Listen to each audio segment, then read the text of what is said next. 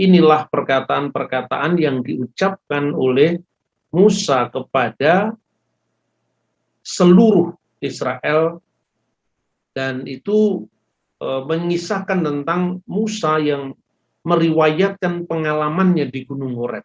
Diawali dari sana, kemudian disusul dengan kisah pengangkatan hakim-hakim. Itu semua adalah narasi Musa yang mengulang kembali, maka disebut kitab ulangan. Mengulang kembali dari perjalanan, khususnya dimulai dari pengalamannya di Gunung Sinai ketika mendapatkan pewahyuan dari Tuhan. Lalu disusul dengan kisah pengangkatan hakim-hakim dan riwayat ke-12 pengintai.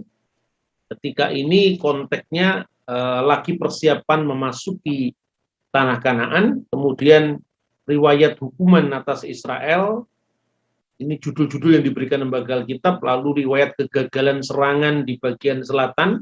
Ini semua merupakan pengulangan dari kisah yang disebutkan dalam kitab dan pasal sebelumnya. Sebab aku menyertai engkau. Janganlah bimbang, sebab aku ini Allahmu. Aku akan meneguhkan, bahkan akan menolong engkau. Aku akan memegang engkau dengan tangan kananku yang membawa kemenangan. Edukasi rohani. Lalu riwayat perjalanan di padang gurun, mulai ayat 2, kemudian mulai ayat 2 pasal 28 sampai ayat terakhir itu adalah peperangan melawan Sihon, Raja Heshbon. Lalu pasal 3, riwayat peperangan melawan Og, Raja Basan. Lalu mulai dari ayat 12 pasal yang sama, pasal 3, riwayat penyerahan daerah sebelah timur Sungai Yordan. Lalu Musa sendiri mengisahkan bagaimana dia tidak diperkenankan memasuki tanah Kanaan. Dan sesungguhnya ini kalau kita baca dengan cermat ya, ini kisah yang sangat mengharukan sebetulnya. Musa sendiri menceritakan kenapa dia tidak boleh memasuki tanah perjanjian, sekalipun dia sebetulnya sangat menginginkannya. Tapi Tuhan mengatakan, cukup, jangan lagi bicarakan perkara itu dengan aku. Lalu Musa diperintahkan naik untuk ke puncak Pisga, agar melayangkan pandangannya ke barat, ke utara, ke selatan, dan ke timur. Dan lihatlah baik-baik, sebab sungai Yordan ini tidak akan kau seberangi. Dan itu kisah yang saya pikir sangat mengharukan. Lalu Musa menasihati bangsa itu agar memelihara hukum Allah. Lalu pada pasal 5, kemudian mengawali kisahnya setelah di pasal sebelumnya, khususnya ayat 44 sampai ayat 49, itu Musa memberikan pendahuluan dari pengajaran-pengajaran yang hendak disampaikannya. Kemudian pasal 5 itu merupakan deskripsi Musa mengenai 10 perintah Tuhan yang sebenarnya sudah pernah dicatat di dalam Keluaran pasal 20. Tetapi di sini Musa mengulangi kisah itu, yaitu setelah dia memberikan pendahuluan dari pengajarannya, lalu pasal 5 dimulai dari ke-10 firman yang diterima Musa, yang di ayat lain disebut sebagai ke-10 perintah. Ya, 10 perintah Allah. Dalam bahasa Ibrani Biblikal disebut Asyeret Hadivarim. 10 perintah Tuhan, 10 perkataan Tuhan. Tetapi di dalam bahasa Talmud ya, itu sering disebut dengan Asyeret Hadivarot, tetapi artinya sama saja. Divarim dan divarot itu artinya kata-kata, perkataan-perkataan. Artinya merujuk kepada hukum-hukum Tuhan. Nah itu ikhtisar dari apa yang kita pelajari hari ini, tetapi saya akan fokus kepada 10 perintah Tuhan. Pada pembahasan kajian kita beberapa waktu lalu ketika kita membahas kitab Keluaran, saya membaca 10 perintah Tuhan dan kita waktu itu belajar tentang perbedaan sistematika 10 perintah Tuhan. Jadi urutan-urutannya semuanya jumlahnya 10, tapi beda antara orang Samaria, 10 perintah Tuhan dalam sistematika orang Samaria atau urutan-urutan orang Samaria, 10 perintah Tuhan dalam urut-urutan orang Yahudi, di mana perintah pertama itu bukan jangan ada ilah lain di hadapan hadirat. Dalam sistematika Yahudi, perintah pertama adalah akulah Tuhan Allah yang kamu sembah yang membawa engkau keluar dari tanah Mesir. Kemudian barulah perintah kedua itu adalah jangan ada ilah-ilah lain di hadapan hadirat. Mengapa demikian? Nah, kita akan melihat bagaimana cara pandang orang Yahudi terhadap hukum dan cara pandang orang Kristen modern terhadap hukum.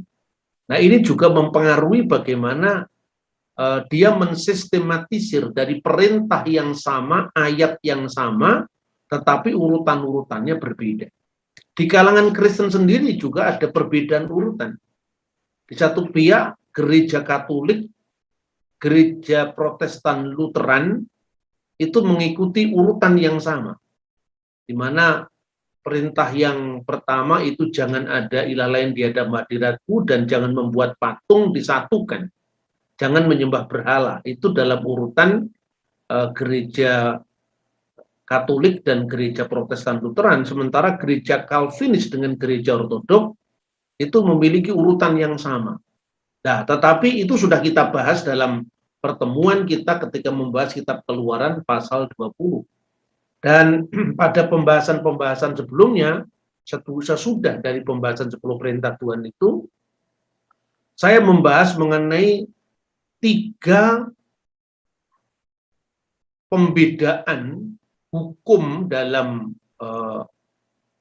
Alkitab Ibrani, artinya kitab Perjanjian Lama, yang itu menjadi dasar dari sudut pandang orang-orang Yahudi di dalam mensistematikakan hukum. Ya, itu sangat penting karena kita mesti belajar dari banyak sumber. Waktu itu saya sudah menguraikan tentang 3 tipe hukum. Yang pertama itu adalah mispatim, hukum yang bersifat pasti universal, jangan membunuh, jangan mencuri, jangan berzina. Dan 2 adalah hukum yang bersifat peringatan, ya. Itu disebut bahasa Ibrani ha'idot.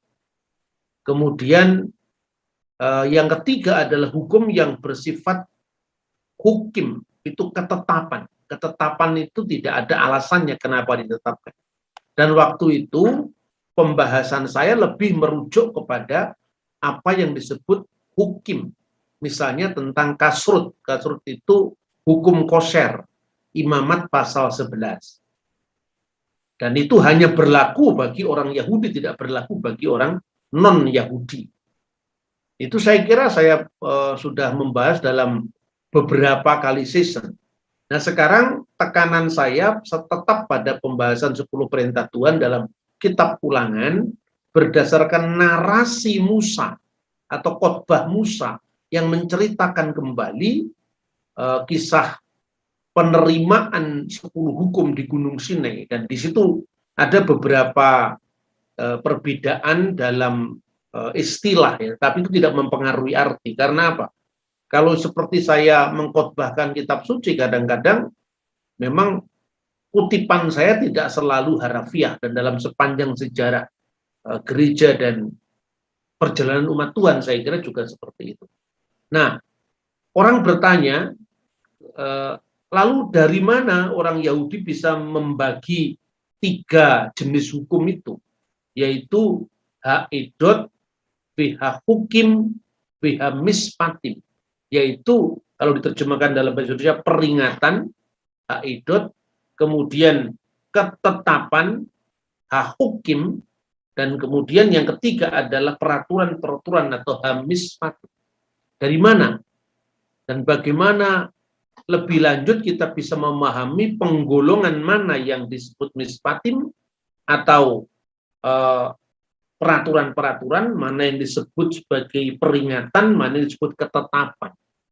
Ini sangat penting nanti berkaitan dengan tuduhan orang Kristen telah mengganti hari Sabat menjadi hari Minggu, orang Kristen telah mengganti hukum kosher menjadi semua boleh dimakan, dan biasanya tuduhannya pada Rasul Paulus.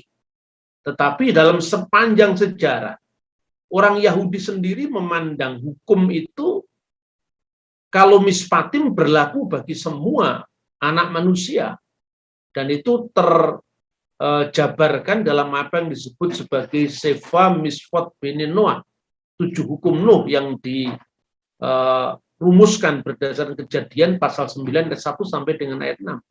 Sementara hukum yang bersifat ketetapan dan peringatan itu tidak berlaku bagi bangsa lain. Misalnya tentang hari Sabat itu hanya berlaku bagi orang Yahudi, karena itu digolongkan dalam edot. Edot itu adalah memorial law. Nah, bagaimana kita bisa memahami ini dan dari mana ayatnya orang Yahudi bisa membagi dalam 3 ketetapan, 3 hukum itu? Dari Ulangan pasal 6 ayat 20. Ya, di sana disebutkan apabila di kemudian hari, menurut terjemahan lain ini, anakmu bertanya kepadamu, apakah peringatan, ketetapan, dan peraturan-peraturan yang diperintahkan oleh Tuhan Allahmu, Allah kita kepadamu. Nah, seperti itu terjemahan lain. Di dalam teks bahasa aslinya ya sama sebetulnya. Ki yis aleha binka mahar lemor mah ha edot ha hukim ha mispatim asyar siwah adunai elohenu etkem. Ya, jadi apabila ditanyakan oleh anakmu kepadamu, yang bertanya kepadamu, apakah yang disebut dengan haidot, yaitu peringatan, kemudian hahukim, hahukim, yaitu ketetapan-ketetapan, dan wehamispatim, yaitu peraturan-peraturan yang diberikan oleh Tuhan, sembahan kita kepadamu. Lalu jawablah dan seterusnya. Jadi sistematikanya dari sana. Lalu juga misalnya di dalam literatur para rabi, ya, misalnya di Midras atau di Talmud, itu disebutkan bagaimana Tuhan sendiri telah menguji kita dengan ujian masing-masing dari 3 jenis hukum tadi. Nah, misalnya disebutkan di dalam Imamat pasal 25 ayat 18. Jadi, dan kamu harus melakukan ketetapanku, misalnya. Di sini digunakan kata-kata et hukotai. Jadi ini jenisnya hukim. Veasitem et hukotai. Dan apabila kamu harus melakukan ketetapan-ketetapanku. Veet mispatai. Dan peraturan-peraturanku, ya, veasitem otam, yang harus kamu lakukan, ya, harus kamu pelihara dan kamu lakukan. Nah, pertanyaannya, kenapa untuk hukim, ini kata penafsiran para rabi, kenapa kata hukim itu harus kamu lakukan, sementara mispatim harus kamu jaga dan lakukan? Yang pertama, harus kamu lakukan. Jadi itu tidak ada alasan. Tidak usah bertanya kenapa babi itu haram, kenapa unta itu haram, kenapa kelinci itu haram. Nggak usah ditanyakan. Memang itu hukum yang tidak logis, yang dikenalkan dengan hukum. Jadi intinya itu adalah hukum yang mengandung ketaatan. Tapi begitu Tuhan berkata, viet mispatai, dan peraturan-peraturan. Nah, di sini digunakan kata-kata yaitu harus kamu pegang dan kamu lakukan. Kemudian karena hukum itu bisa dianggap hukum yang tidak rasional, kira-kira seperti itu. Makanya lakukan saja tanpa harus kamu tanyakan. Dan ini tantangannya. Tantangannya karena sebagai konsekuensi dari iman dan konsekuensi dari komitmen kita kepada Tuhan. Oleh karena itu, ini satu tantangan sendiri, misalnya soal kasrut, ya, hukum imamat pasal 11. Juga misalnya, sebuah bagian dari kitab Taurat yang dikenal dengan Parshat Hukah, yaitu bagian mengenai ketetapan-ketetapan atau hukum itu. Itu kalau kita membaca dalam bilangan pasal 19, itu dibuka dengan ketetapan mengenai parah adumah, yaitu abu lembu merah. Jadi ketika imam besar mengorbankan lembu merah itu dan abunya itu ditaburkan kepada orang-orang yang najis, maka orang-orang yang najis itu seketika menjadi tahir. Tetapi anehnya, imam yang melakukan mulai dari proses penyembelian sampai lembu merah itu menjadi abu, maka dia menjadi najis setelah melakukan tugasnya. Alkitab dalam hal ini Taurat tidak memberi alasan. Loh kenapa yang menaburkan kok malah najis, yang ditaburi dengan abu lembu itu, parah adumah itu menjadi tahir? Ini tidak usah ditanyakan karena ini bagian hukum. Seperti juga kenapa yang enak-enak itu dilarang seperti babi, itu tidak usah ditanyakan. Dan itu berlaku bagi orang Yahudi. Maka biasanya itu menjadi sebuah ujian ketaatan yang tidak perlu rasionalitas. Orang Yahudi yang terkenal rasional pun itu tidak merasionalitaskan ketika dia berbicara tentang hukum yang Tuhan berikan. Makanya biasanya dikatakan ketika orang Yahudi dituduh, kenapa kamu bodoh sekali tidak makan babi? Kenapa kamu bodoh sekali tidak makan onta? Biasanya kan gitu. Itu khususnya ketika perjumpaan orang-orang Yahudi dengan kebudayaan Yunani pada masa Antiochus Epiphanes keempat misalnya. Lalu biasanya orang Yahudi itu menjawab, kamu benar bahwa saya tidak ngerti kenapa ini tidak saya makan. Kamu benar bahwa saya tidak mengerti kenapa ini tidak harus saya lakukan. Tetapi justru yang tidak ku mengerti ini yang aku lakukan. Karena apa? Karena Tuhan memerintahkan, maka saya tidak bertanya, pokoknya saya lakukan karena Tuhan memerintahkan. Itulah yang disebut hukum. Nah, ini sudah kita bahas dalam pertemuan-pertemuan sebelumnya. Lalu yang berikut itu yang mispatim.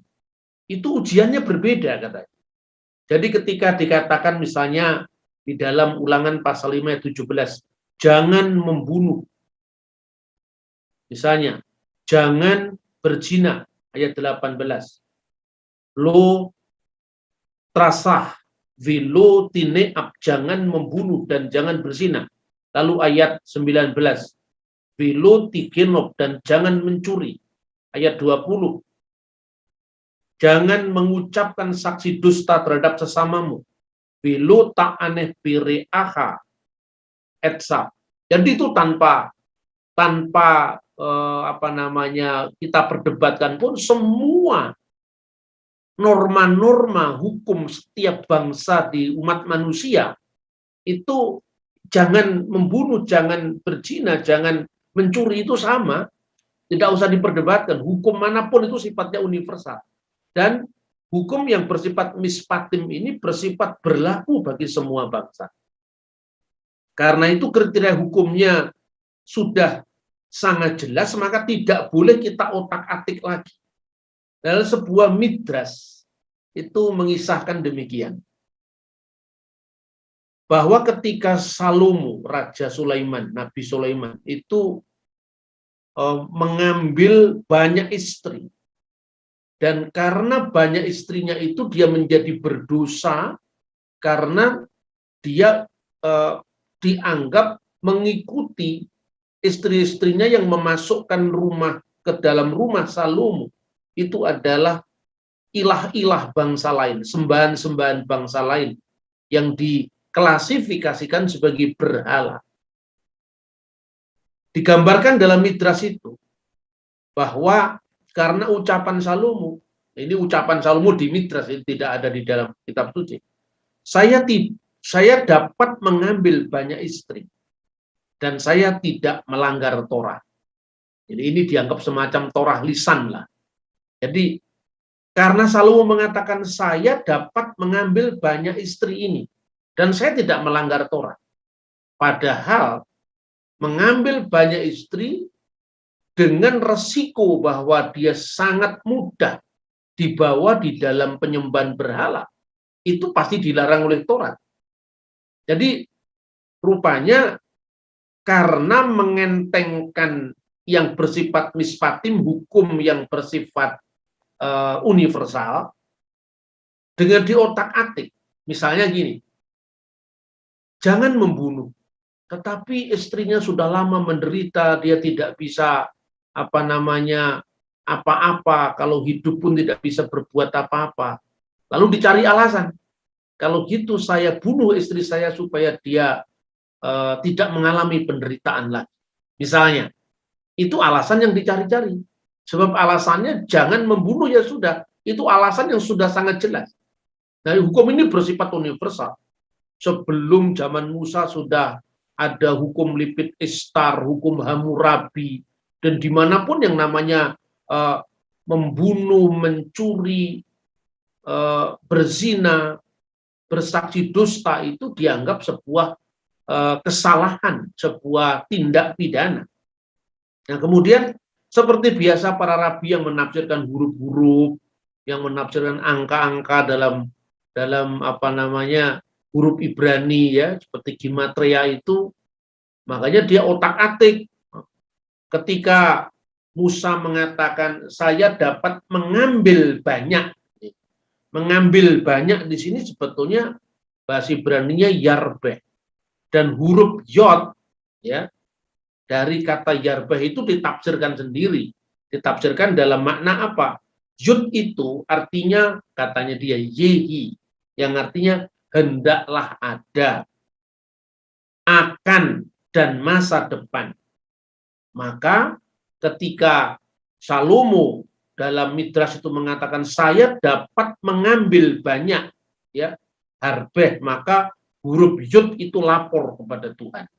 Ya, ini tidak usah dipikir secara historis, karena ini kan memang yang namanya tafsiran aligoris ya. Kalau orang Jawa itu menyebut sebagai namanya kirotoboso ya, apa itulah. Jadi itu dimaknai seperti itu. Tapi yang jelas pada kisah-kisah Midras seperti ini intinya bukan kepada pemahaman historis, tetapi intinya pada pelajaran moral atau ibrah di balik dari kisah-kisah Midras itu. Maka huruf Yod tadi lapor kepada Tuhan. Dia mengatakan, Salomo mifatel osi. Salomo telah mempermalukan saya, mempermalukan huruf Yod tadi. Karena itu jangan biarkan ia melakukannya. Toh akhirnya Salomo melakukannya. Maka sebetulnya moral dari kisah itu apa? Karena Yud itu merujuk kepada Yehi, sesuatu yang akan ada. Artinya misalnya Yehi or, we Yehi or, hendaklah ada terang, maka terang itu ada. Itu akan. Sebuah proses. Makanya huruf Yud tadi keberatan dengan ungkapan Musa, dia telah mempermalukan saya. Apa kata masa depan nanti kalau hukum yang sifatnya sudah pasti universal mispatim itu dilanggar oleh orang Yahudi, dilanggar oleh Salomo? Apa dikatakan oleh orang-orang di masa depan terhadap bangsa Israel ini? Artinya Israel bangsa yang terpilih, ya. Dia diberi hukum bukan sekedar bangsa-bangsa diberi hukum yang sifatnya universal, tetapi ketaatannya dipertaruhkan, komitmennya dipertaruhkan. Nah, kalau Israel gagal melakukan mispatim yang bangsa-bangsa lain sudah melakukan. Lalu di mana letak keterpilihan Israel? Kira-kira kisah moralnya seperti itu, saudara-saudara. Kemudian baru yang ketiga itu disebut edut tadi. Edut itu sesungguhnya adalah sesuatu yang sifatnya mengenang, memperingati, ya, dan itu merupakan hukum yang semua terkandung dalam 10 perintah Tuhan, baik itu mispatim, baik itu hukim, baik itu edut. Nah, apa yang masuk di dalam di dalam Taurat, ya, di dalam Taurat misalnya kasur di dalam kitab Imamat misalnya. Nah, sekarang bagaimana dengan edut ini? Satu contoh yang dimasukkan dalam hukum memorial ini apa? Misalnya adalah Sabat. Karena itu pembahasan kita sekarang adalah mengenai Sabat. Apakah Sabat itu berlaku bagi orang bukan Yahudi? Tentu saja tidak. Karena Sabat itu meskipun alasan pertamanya bersifat universal, tetapi di sini dalam kitab Ulangan pasal 5 ayat 12 dan 13 ini dikhususkan bagi Bani Israel. Jadi memang alasan Sabat itu mula-mula universal. Tetapi karena Nuh tidak diberikan hukum tentang perayaan Sabat, sementara bangsa-bangsa bukan Yahudi itu mesti mengikuti hukum Nuh, maka hukum Sabat itu diperintahkan kepada Musa, bangsa Yahudi. Dan secara khusus di dalam kitab Ulangan itu disebutkan alasan tentang kenapa kita harus merayakan Sabat, dan alasan yang disampaikan Musa ini sesungguhnya merupakan penekanan lebih khusus dari kitab Keluaran. Mengapa? Dalam kitab Keluaran teks ini tidak ada, ayat 15 ya. Sebab haruslah kau ingat bahwa engkau pun dahulu budak di tanah Mesir, dan engkau dibawa keluar dari sana oleh Tuhan Allahmu dengan tangan yang kuat dan lengan yang teracung. Itulah sebabnya Tuhan Allahmu memerintahkan engkau merayakan hari Sabat. Jadi ada dua alasan kenapa merayakan hari Sabat. Yang pertama adalah alasan universal. Karena Tuhan menciptakan langit dan bumi dalam 7 masa atau 7 hari. Dan kepada Yom HaSabat Tuhan berhenti menciptakan itu. Maka hari Sabat, hari ke-7 itu adalah hari perhentian bagi Tuhan. Nah, itu alasan universalnya yang disebutkan di dalam kitab Keluaran pasal 20. Sementara lebih khusus lagi di dalam Ulangan pasal 5 ayat 15 itu secara khusus, sebab haruslah kau ingat bahwa engkau pun dahulu budak di tanah Mesir. Dan sekarang Tuhan dengan tangannya yang teracung dia sudah membebaskan engkau. Itulah sebabnya Tuhan memerintahkan engkau merayakan hari Sabat.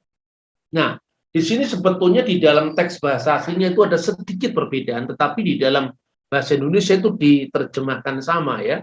Yang di dalam Ulangan itu digunakan kata-kata kalimat ya, Samur et Yom HaSabat lekadeso, yang artinya peliharalah hari Sabat dan kuduskanlah ia.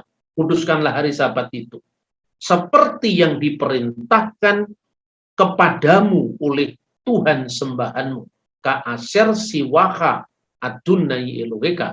Sementara di dalam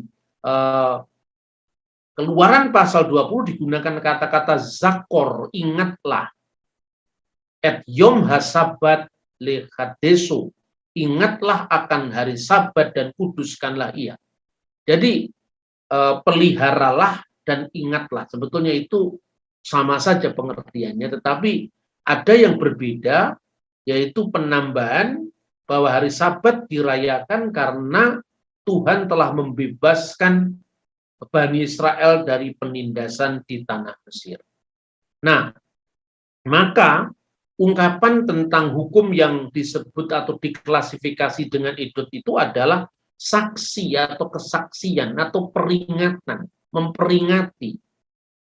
Jadi ini memberikan kesaksian mengenai rencana dan tujuan master plan Allah tentang Israel dan bicara tentang kebenarannya Yahweh atau Allah Israel itu sebagai raja, dan bagaimana bangsa Israel itu adalah masuk di dalam pemeliharaan Tuhan yang khusus itu.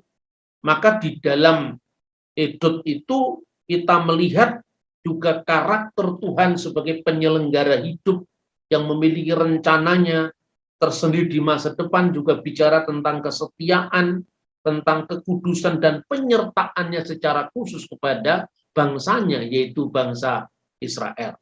Dan ini merupakan sebuah tanda kekhususan Israel di mata Tuhan sesuai dengan rencana ilahinya. Maka melalui peringatan-peringatan ini Israel diberikan katakanlah tugas untuk mengenang sejarah. Bagaimana Tuhan sangat mengasihi dia. Bagaimana Tuhan sangat mengkhususkan bangsa ini. Maka jangan hanya seperti bangsa-bangsa lain yang oleh Tuhan diberikan mispatim saja berhasil, masa Israel tidak berhasil. Seperti itu.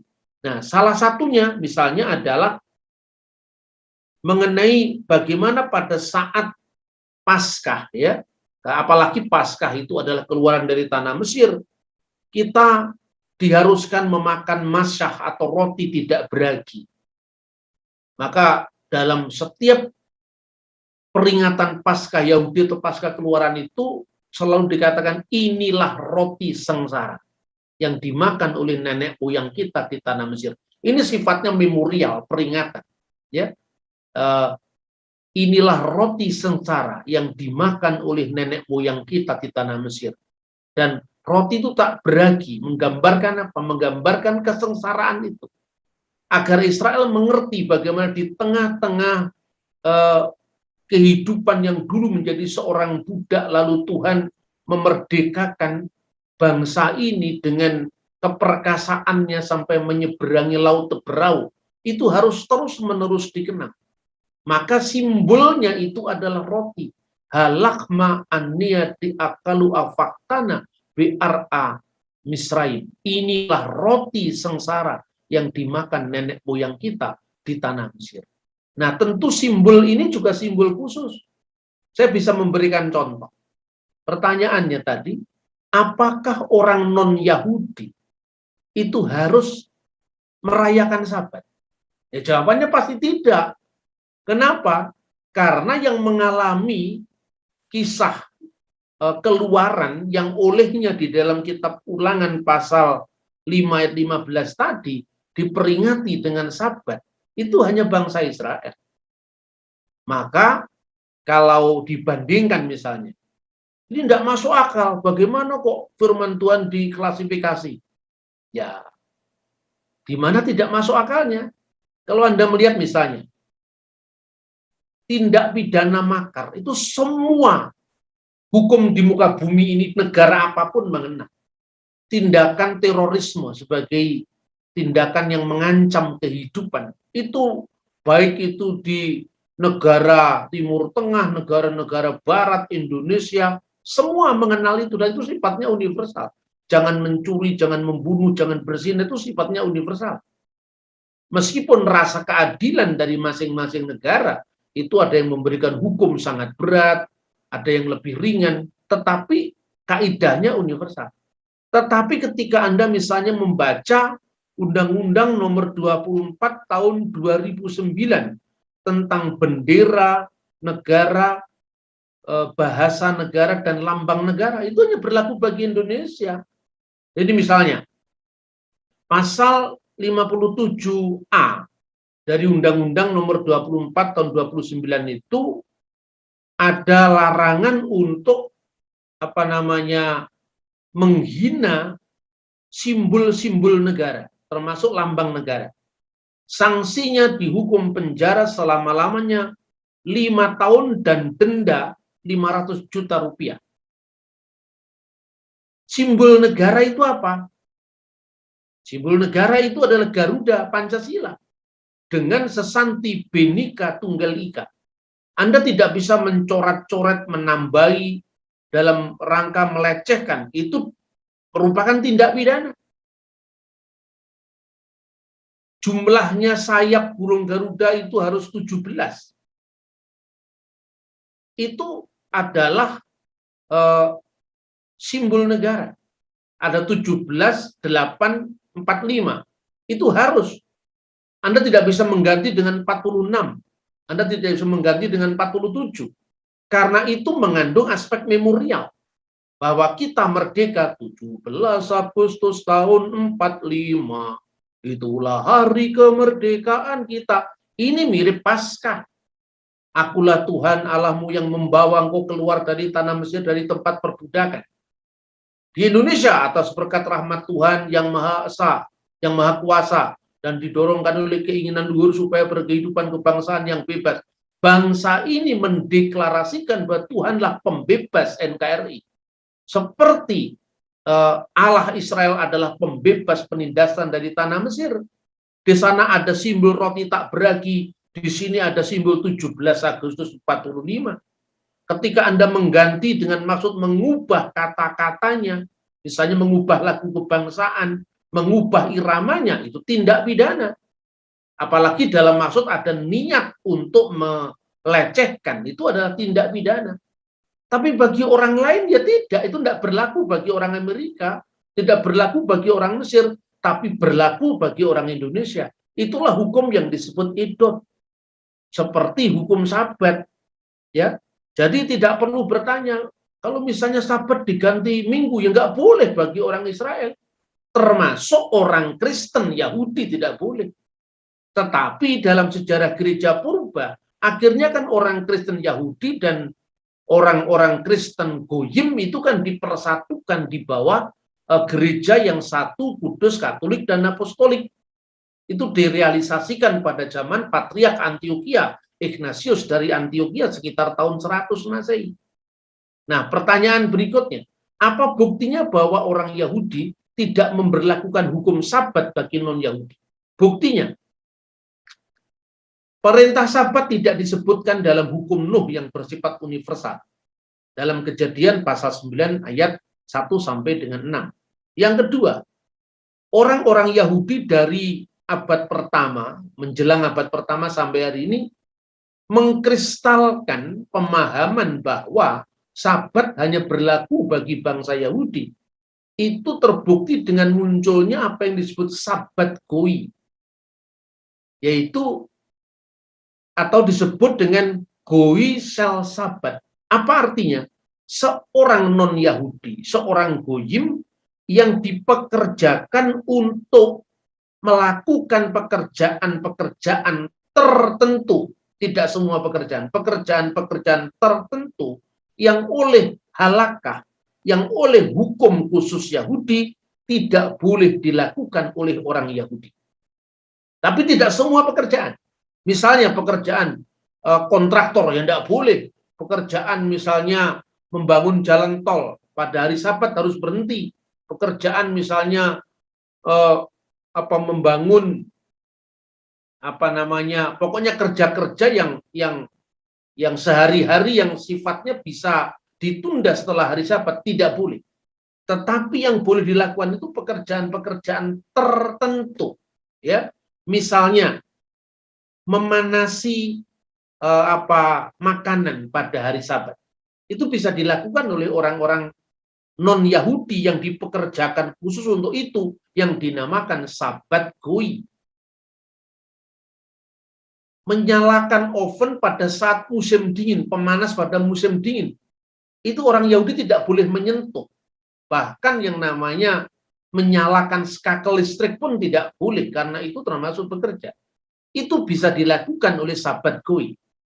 Ini bukti bahwa sejak dahulu kala memang orang Yahudi itu tidak diwajibkan untuk melakukan Sabat. Dan seorang Sabat Goi, atau kalau orang Askenazi menyebut Sabos Goi, karena huruf T itu nggak dibaca S ya. Misalnya Sabat dibaca Sabos, Safuat dibaca Safuot, dibaca Safuos, ya.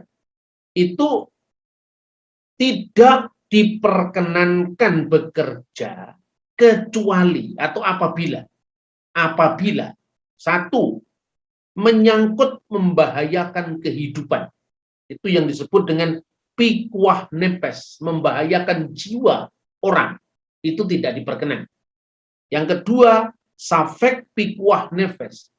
Apa yang kemungkinan bisa mengarah kepada bahaya terhadap orang lain. Itu baru dilarang.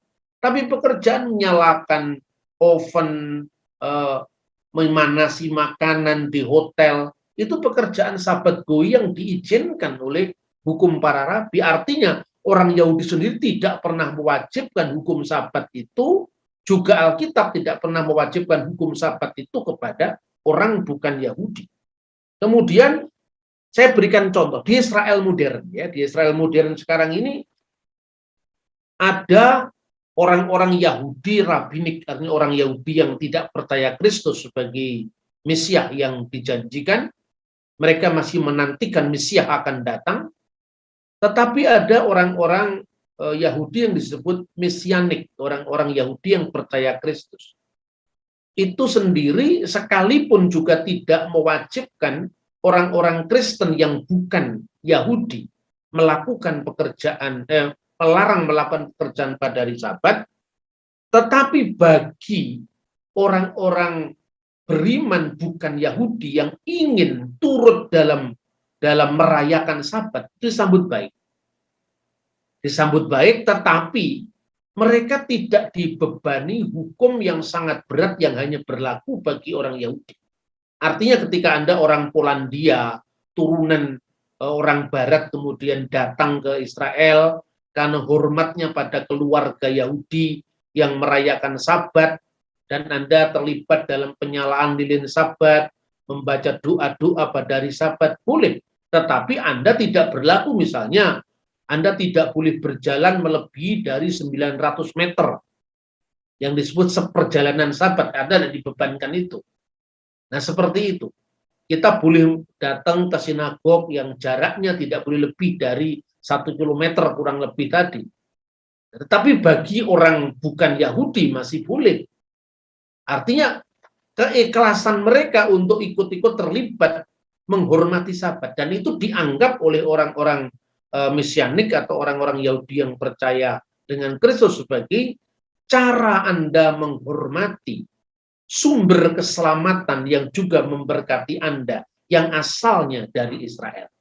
Seperti yang dikatakan Yesus, karena keselamatan itu datang dari bangsa Yahudi.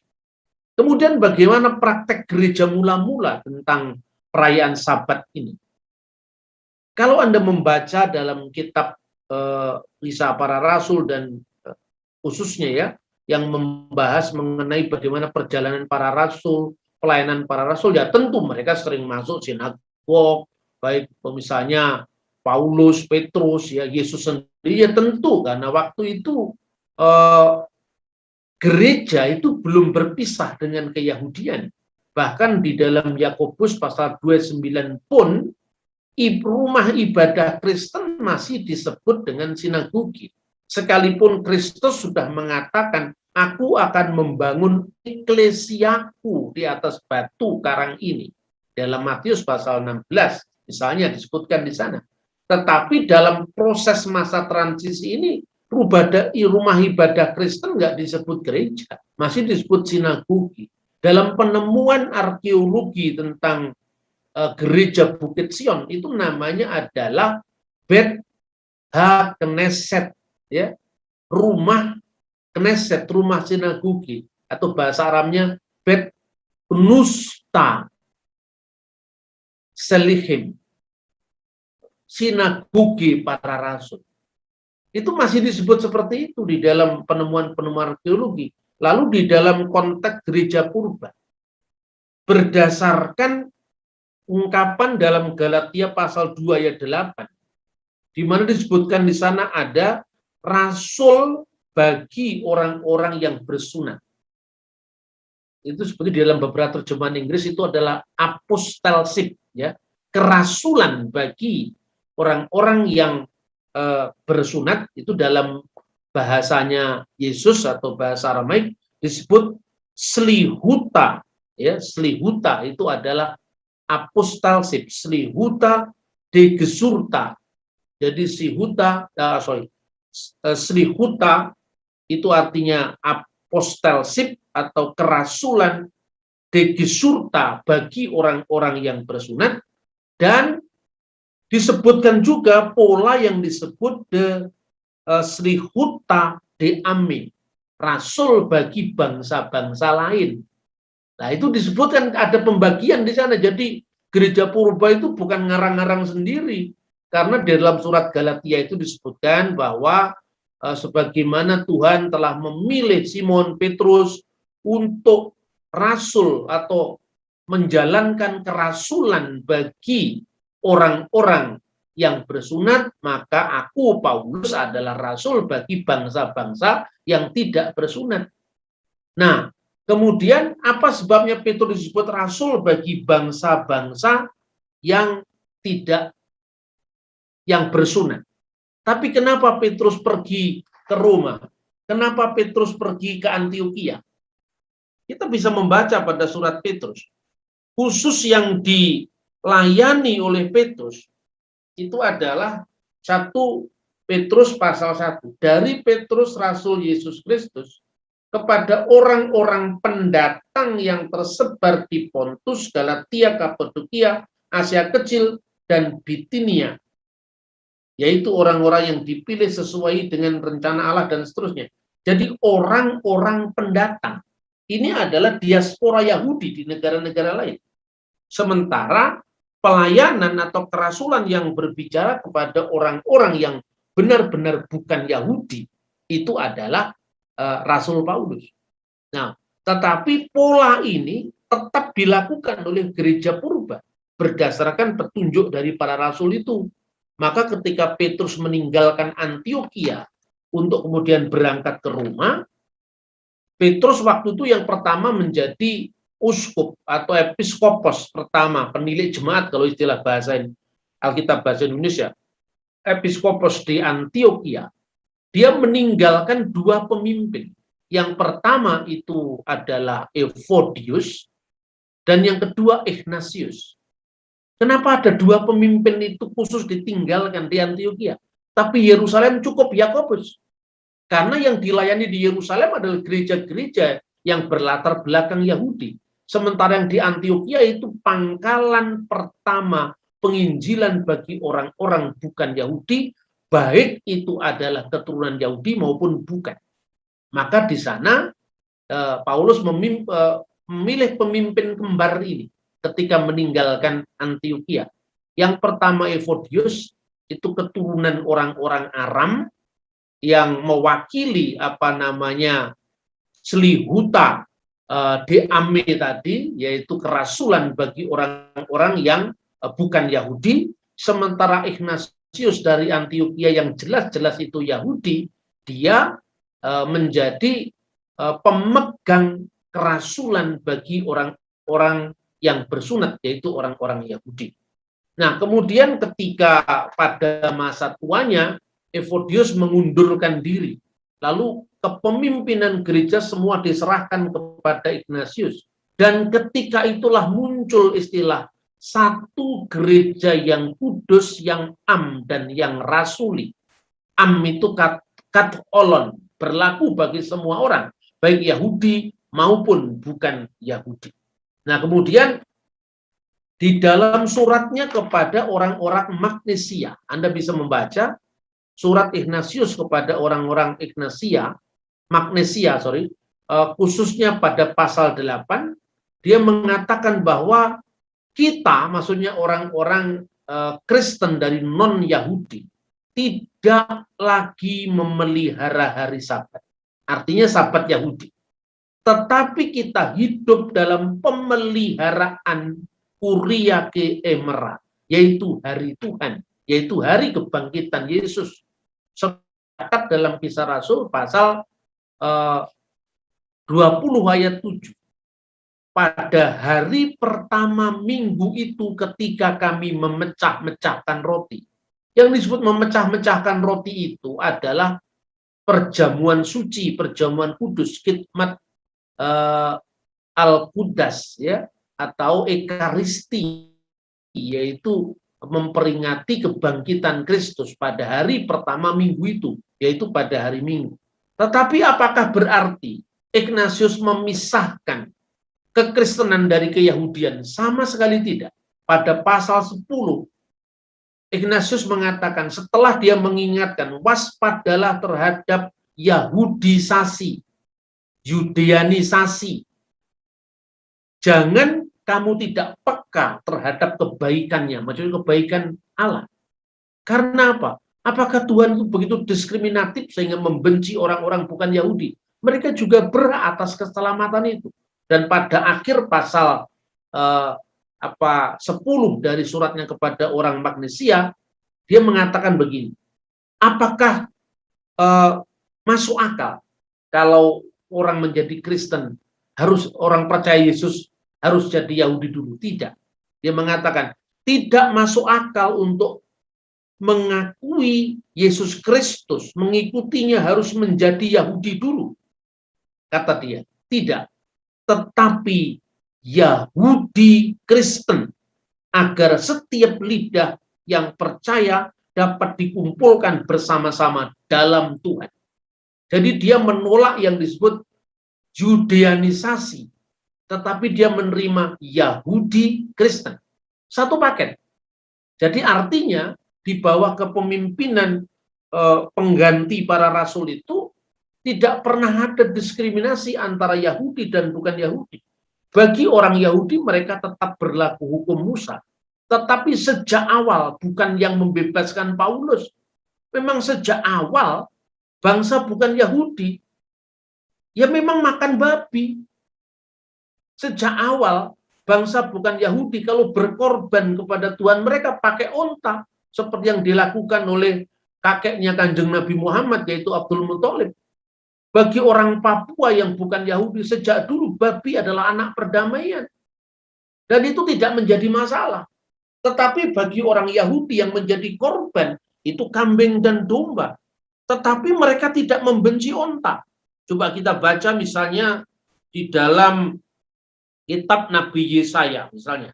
Kitab Nabi Yesaya itu membedakan mana onta sebagai tunggangan yang dipersembahkan ketika zaman Sang Mesias itu, tetapi juga mana korbannya bagi orang Yahudi.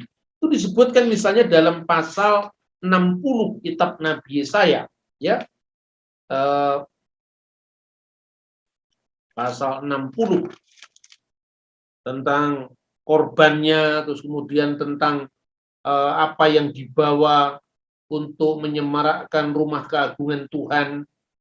Ayat 6 misalnya. Sejumlah besar unta akan menutupi daerahmu, unta-unta muda dari Midian dan Eva. Mereka semua akan datang ke Seba untuk membawa emas dan kemenyan serta memberitakan perbuatan masyhur Tuhan. Ayat 7, segala kambing domba Kedar akan berhimpun kepadamu, domba-domba jantan Nebayot akan tersedia untuk ibadahmu. Jadi ibadahnya pakai domba Kedar, kambing domba Nebayot.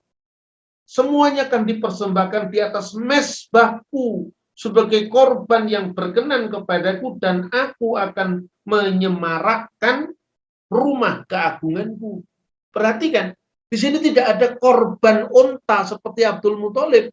Yang ada adalah kambing domba Kedar dari Nebayot. Artinya bedakan antara binatang yang digunakan secara ritual dan binatang yang tidak.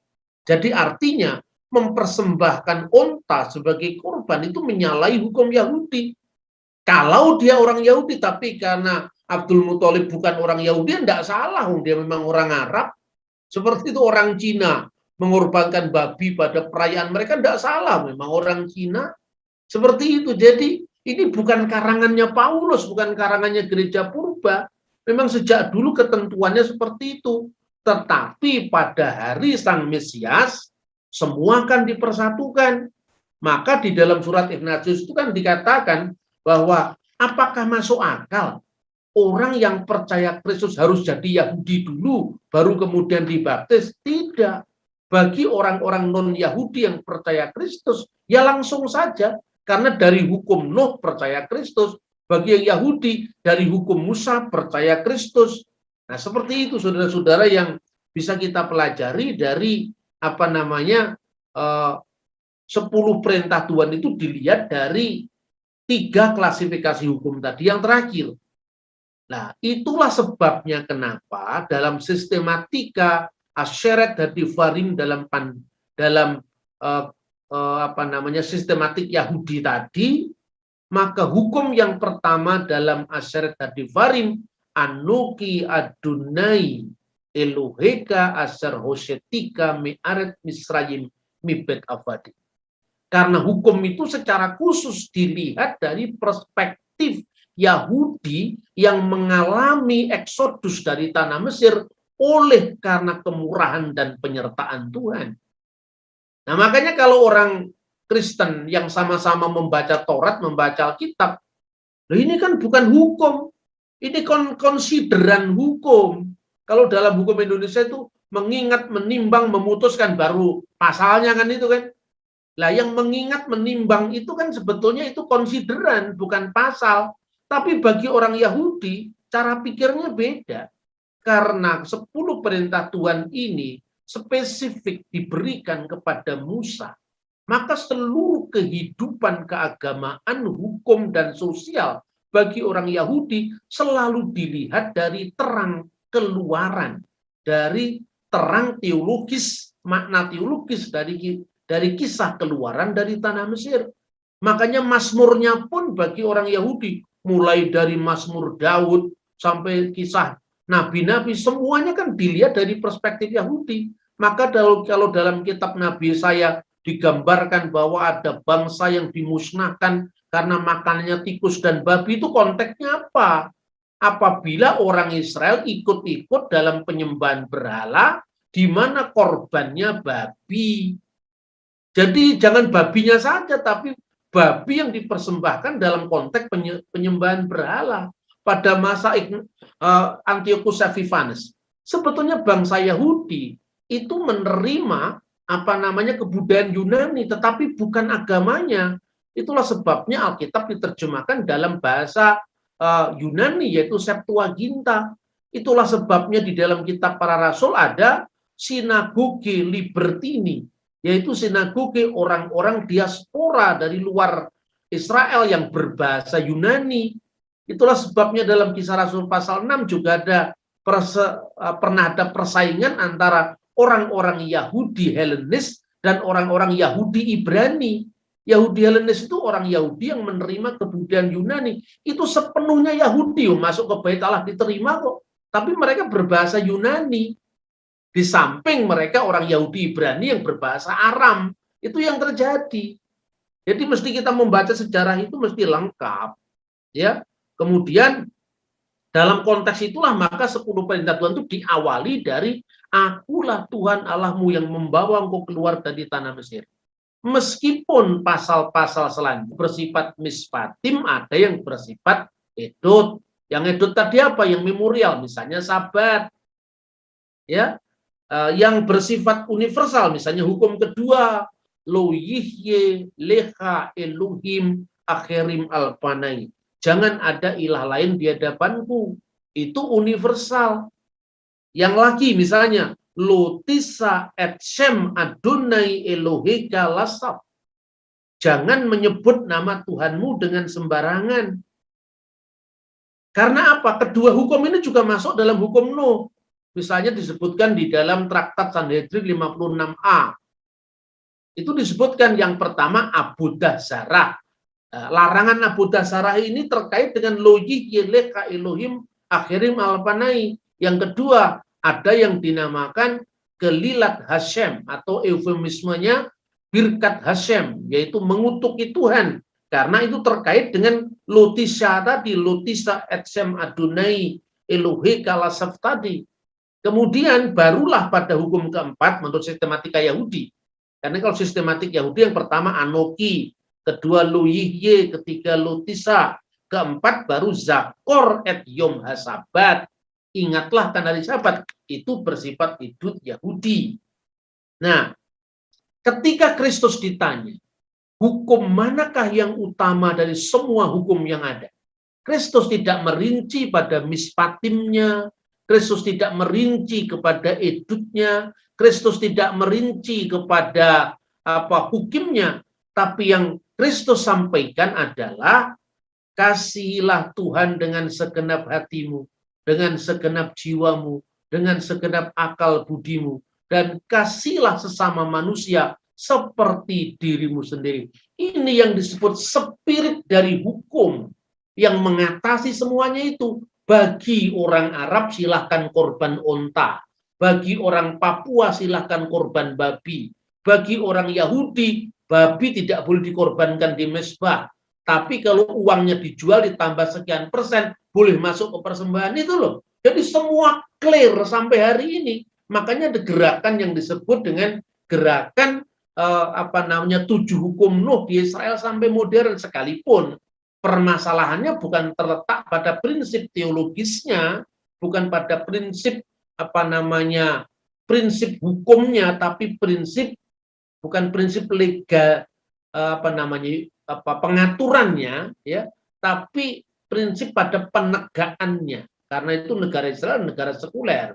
Gerakan itu sah secara teologis, karena itu gereja Katolik pun seperti yang dibaca dari semangat Paus Yohanes Paulus II menerima itu.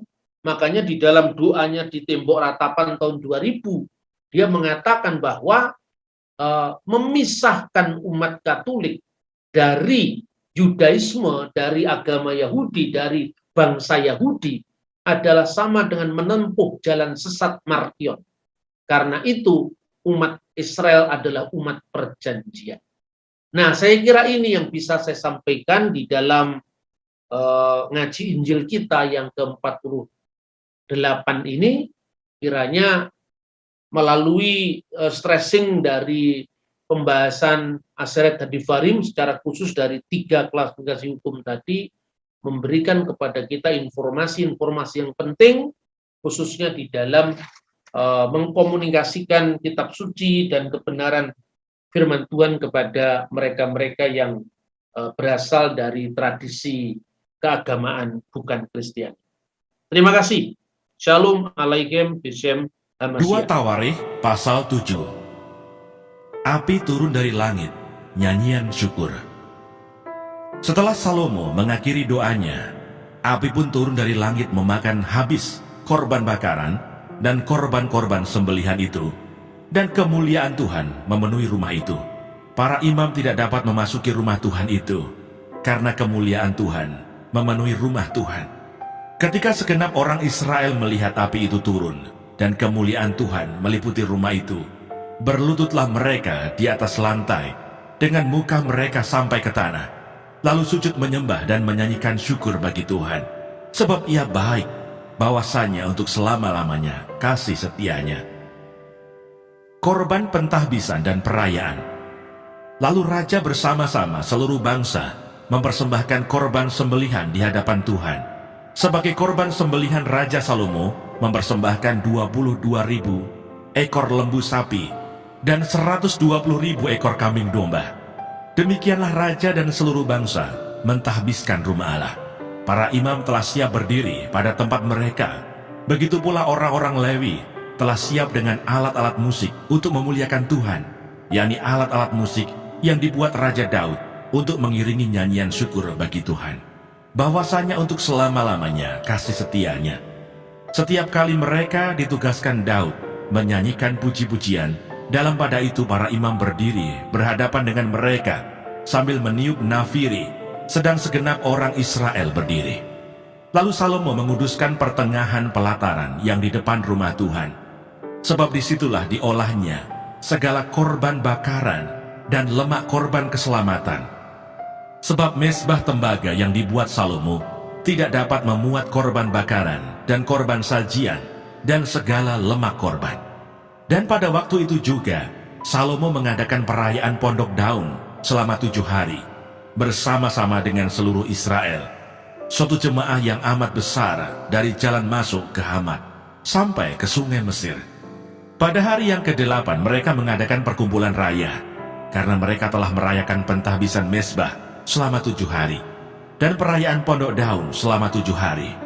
Pada hari yang ke-23, bulan ke-7, disuruhnya bangsa itu pulang ke kemah-kemah mereka sambil bersukacita dan bergembira atas kebaikan yang telah dilakukan Tuhan kepada Daud, kepada Salomo, dan kepada orang Israel umatnya. Tuhan menampakkan diri kepada Salomo untuk kedua kalinya. Demikianlah Salomo menyelesaikan rumah Tuhan dan istana raja, dan berhasil melaksanakan dalam rumah Tuhan dan dalam istananya segala sesuatu yang timbul dalam hatinya. Kemudian Tuhan menampakkan diri kepada Salomo pada malam hari dan berfirman kepadanya, "Telah kudengar doamu dan telah kupilih tempat ini bagiku sebagai rumah persembahan. Bila mana aku menutup langit sehingga tidak ada hujan, dan bila mana aku menyuruh belalang memakan habis hasil bumi, dan bila mana aku melepaskan penyakit sampar di antara umatku, dan umatku yang atasnya namaku disebut merendahkan diri, berdoa, dan mencari wajahku, lalu berbalik dari jalan-jalannya yang jahat, maka aku akan mendengar dari surga dan mengampuni dosa mereka, serta memulihkan negeri mereka." Sekarang mataku terbuka dan telingaku menaruh perhatian kepada doa dari tempat ini. Sekarang telah kupilih dan kukuduskan rumah ini, supaya namaku tinggal di situ untuk selama-lamanya. Maka mataku dan hatiku akan ada di situ sepanjang masa. Mengenai engkau, jika engkau hidup di hadapanku sama seperti Daud ayahmu, dan berbuat sesuai dengan segala yang kuperintahkan kepadamu, dan jika engkau tetap mengikuti segala ketetapan dan peraturanku, maka aku akan meneguhkan tahta kerajaanmu sesuai dengan perjanjian yang telah kuikat dengan Daud ayahmu, dengan berkata, "Takkan terputus keturunanmu yang memerintah atas Israel." Tetapi jika kamu ini berbalik dan meninggalkan segala ketetapan dan perintahku yang telah kuberikan kepadamu, dan pergi beribadah kepada Allah lain, dan sujud menyembah kepadanya, maka aku akan mencabut kamu dari tanahku yang telah kuberikan kepadamu, dan rumah ini yang telah kukuduskan bagi namaku akan kubuang dari hadapanku, dan akan kujadikan kiasan dan sindiran di antara segala bangsa. Dan setiap orang yang lewat rumah yang amat ditinggikan ini akan tertegun dan berkata, "Apakah sebabnya Tuhan berbuat yang demikian kepada negeri ini dan kepada rumah ini?" Maka orang akan berkata, "Sebab mereka meninggalkan Tuhan, Allah nenek moyang mereka, yang membawa mereka keluar dari tanah Mesir, dan sebab mereka berpegang pada Allah lain, dan sujud menyembah kepadanya, dan beribadah kepadanya. Itulah sebabnya Ia mendatangkan segala malapetaka ini ke atas mereka, sebab aku menyertai engkau. Janganlah bimbang, sebab aku ini Allahmu. Aku akan meneguhkan, bahkan akan menolong engkau. Aku akan memegang engkau dengan tangan kananku yang membawa kemenangan." Edukasi rohani.